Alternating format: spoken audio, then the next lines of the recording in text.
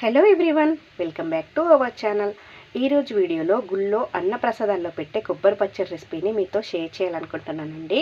శ్రావణ మాసం వచ్చిందంటే కొబ్బరికాయలు కొట్టడం ఉంటుంది కదా, చాలా ఇళ్లలో కొబ్బరికాయలు ఇలా మిగిలిపోతూ ఉంటాయి. సో ఇలా గనక చేసుకొని తిన్నారంటే చాలా టేస్టీగా ఉంటుంది. గుళ్ళల్లో అన్నప్రసాదాల్లో వడ్డించే వంటల్లో చాలా వరకు ఉల్లి వెల్లుల్లి వాడరు కదా, అదేవిధంగా ఈ కొబ్బరి పచ్చడిని కూడా వెల్లుల్లి వాడకుండా చేస్తారు. ఈ కొబ్బరి పచ్చడి మనం రెగ్యులర్గా చేసుకునే పచ్చళ్ళ కాకుండా 2-3 రోజుల పాటు నిల్వ కూడా ఉంటుందండి. అసలు కొబ్బరి పచ్చడి అంటేనే చాలా రుచిగా ఉంటుంది కదా. ఇక గుడిలో పెట్టే కొబ్బరి పచ్చడి రుచి మాటల్లో చెప్పలేమండి, అంత బాగుంటుంది. అలాంటి రుచికరమైన కమ్మని కొబ్బరి పచ్చడి రెసిపీని ఇంట్లోనే ఈజీగా ఎలా చేసుకోవాలో ఇప్పుడు చూసేద్దాం. మరి ముందుగా దీనికోసం ఒక మీడియం సైజ్ కొబ్బరికాయని కొట్టి ఇలా కొబ్బరిని చిన్న చిన్న ముక్కలుగా కట్ చేసుకోవాలి. నేనైతే ఇక్కడ కప్పుతో కొలిచి తీసుకున్నానండి. నాకైతే ఇక్కడ 1.5 కప్పుల దాకా వచ్చింది. నేనైతే ఇక్కడ కొబ్బరిని డైరెక్ట్గా తీసేసుకుంటున్నాను. మీకు కావాలంటే వెనకాల ఉండే బ్రౌన్ పార్ట్ని కూడా తీసేసుకొని చేసేసుకోవచ్చు.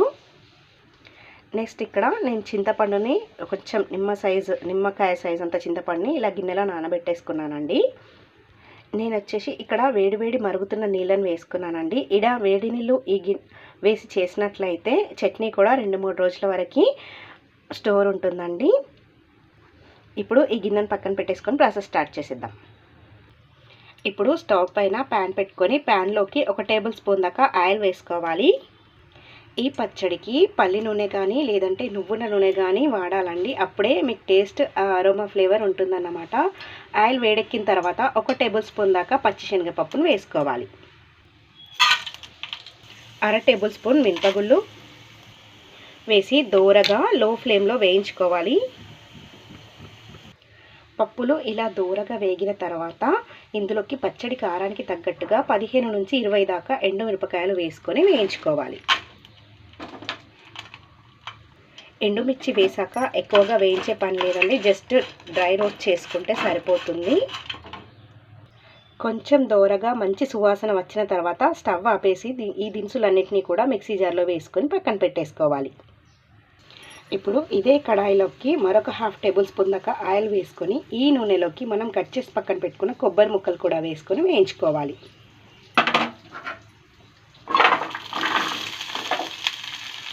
ఈ కొబ్బరి ముక్కలు వేయించేటప్పుడే ఒక 1/4 టీ స్పూన్ పసుపు కూడా వేసేసి ఫ్రై చేసుకోవాలి. వంటని మీడియం ఫ్లేమ్లో పెట్టి కొబ్బరి ముక్కలు లైట్గా గోల్డెన్ కలర్ వచ్చేంత వరకు ఫ్రై చేసుకోవాలి. చూడండి, ఇక్కడ చూపిస్తున్నట్టుగా కొబ్బరిలో ఉండే పచ్చిదనం అంతా పోయి చక్కగా వేగేంత వరకు ఫ్రై చేసుకోవాలి. ఇలా కొబ్బరి వేగిన తర్వాత స్టవ్ ఆపేసి ఈ ప్యాన్ని పక్కన పెట్టేసుకోవాలి. పూర్తిగా చల్లారిపోనివ్వాలి. ముందుగా మనం మిక్సీ జార్లో వేసుకున్న దినుసుల్ని గ్రైండ్ చేసేసుకోవాలి. ఇలా గ్రైండ్ చేసుకున్న తర్వాత మనం వేయించుకున్న కొబ్బరిని కూడా దీనిలో వేసేసేయాలి. ఇందులోనే రుచికి తగినంత ఉప్పును కూడా వేసుకోవాలి.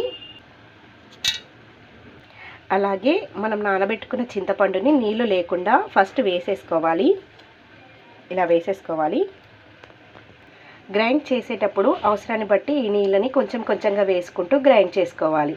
ఈ పచ్చడి నిల్వ ఉండాలంటే కనుక ఇలా కాచి చల్లార్చిన నీళ్ళే వాడాలండి. సో అందుకే మనం వేడి నీళ్ళు వేసి చింతపండుని నానబెడితే ఆ నీళ్లు పచ్చడి గ్రైండ్ చేసేటప్పుడు సరిపోతాయి.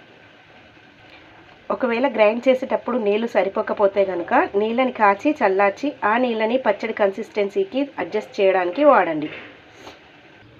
చూడండి, పచ్చడి కన్సిస్టెన్సీ ఈ విధంగా మరీ గట్టిగా కాకుండా లూజ్గా కాకుండా ఈ కన్సిస్టెన్సీలో గ్రైండ్ చేసుకోవాలన్నమాట. ఇలా గ్రైండ్ చేసుకున్న పచ్చడిని ఒక బౌల్లోకి తీసుకొని పక్కన పెట్టేసుకోవాలి. ఇప్పుడు ఈ పచ్చడిలో తాలింపు పెట్టేసుకోవాలి.